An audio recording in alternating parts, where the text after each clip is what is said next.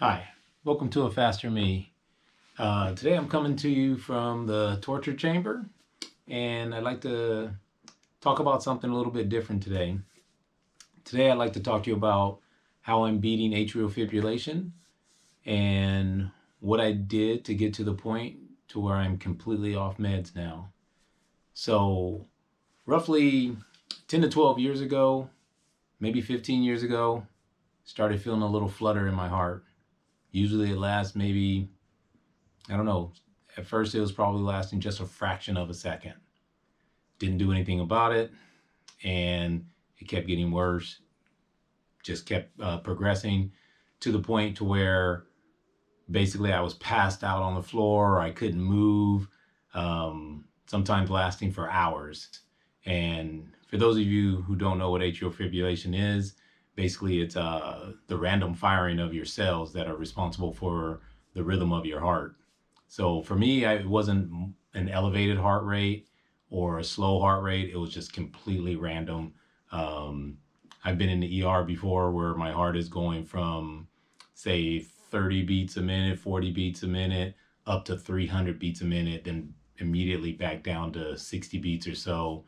Um, Obviously, if it's at 300 beats a minute, it's not doing that for a long time. It'd be an estimated 300 beats a minute. So basically, I did nothing about it for a very long time. At one point, I was a single father, and I didn't do anything about it until I was driving home with my daughter on the freeway, and I almost blacked out. So at that point, I had maybe passed out. After that, I had maybe passed out maybe two times. And at that point, I said, I have to do something about it. I had to get on meds. I was trying to avoid meds for a long time, and finally went back to the cardiologist. Had a Holter monitor for about 3 months before they were able to actually find what was wrong, and started my process of getting on meds. Tried different meds. First, nothing worked. Then I had a combination of meds that seemed to work pretty good. The basic thing is they were talking pacemaker, different ablation surgeries and shock treatments and different things like that. I wanted to go natural. So roughly 3 years ago, when the cardiologist was talking pacemaker, I completely turned everything around. I was maybe weighing 220 at the time. It's not that heavy. I'm 6 feet tall, so it's not like I was, very large or what people would consider fat or anything like that. I was active. I was playing golf, walking most of the time golf, but I was not working out, wasn't actually able to work out from all my football days and motorcycle riding, things like that. I've had various surgeries and injuries, so had a lot of joint pain. And 3 years ago, decided to change my diet, go all plant-based, and I dropped probably 40, 50 pounds within the first like 4 to 5 months of going all plant-based. I was able to start working out, kind of stopped playing golf and started riding the bikes. I had bought bikes actually maybe 11, 12 years ago while I was racing motorcycles, and I never rode the bikes. My wife and I had Tarmac Pros, all carbon, Dura-Ace, everything, and we never rode them. They just sat and collected dust. We were always riding motorcycles. And so my wife had said, hey, let's sell the bikes. And I looked at them and I just said, no, I'm gonna get my heart in shape. So basically from that point on, 3 years ago, we've been riding the bikes for the most part nonstop. It's roughly actually two and a half years ago with the bikes, but 3 years ago is when I changed my diet. So anyway, about a year and a half in after I changed my diet, or roughly 6 months in after I changed my diet, went back to the cardiologist who had originally thought I was going to need a pacemaker. Went back to the cardiologist and my heart was a little bit better. And so she gave me a little more time and said she'd see me in another 6 months. When I came back in another 6 months, I was actually asking to reduce the medicine that I was on because when I was riding, especially up mountains, things like that, my heart rate just would not rise. There were days where I'd be going up a mountain, 6%, 8% at a decent pace, and my heart rate would be 110. when I needed it to be 150 or so, 160. And I can tell because on the average day, I was doing pretty good. My heart rate would rise. I'd be able to ride fine.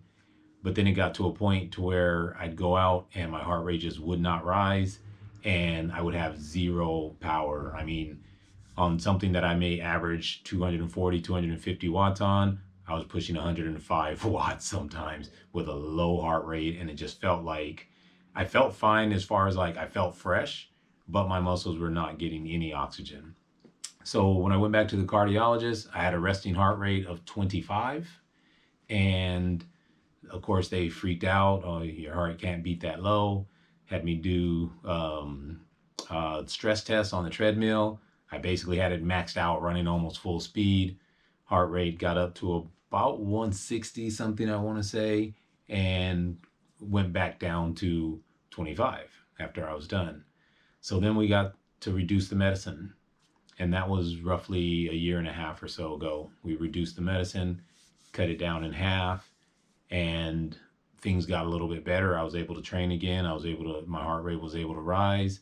I've kept working out, been riding a lot, virtually, I don't know, I've been riding about 5,000 miles a year, something like that. And so maybe early January of this year, 2020, I wasn't feeling good. My heart felt a little bit off. It wasn't AFib. I haven't had AFib episodes since I've been working. I mean, since I changed my diet and started cycling, I haven't had really any AFib episodes like I used to have. I feel a blip every once in a while, a little skip in my heart, but I haven't had like a true AFib episode, and nothing like I used to where I'd be paralyzed on the ground for, I don't know, an hour at a time, sometimes multiple hours, things like that. So anyway, my heart just was feeling a little bit off. I was feeling a little bit sluggish. Went into the cardiologist, had a heart rate of 31, 40, 41. They had me do some stairs. My heart rate rise like normal, went back down to 31, I think, the next time we checked it. And after all the tests and everything I did, the cardiologist basically came to the conclusion that the heart meds are basically working against me at that point. My heart's strong enough now, and it's been in rhythm for a couple years now, that I didn't really need the heart meds anymore. So he took me completely off the heart meds and then put me on a Holter monitor for a month.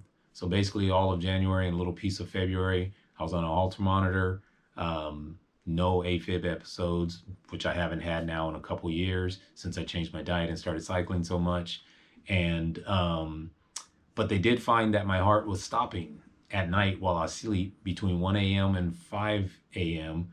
for about 6 to 8 seconds. And that happened about 4 times in 1 week while I was being monitored. So after wearing the Holter monitor, they set me up for a sleep study, thinking, it's possible you could have sleep apnea. I'm not really a candidate for sleep apnea.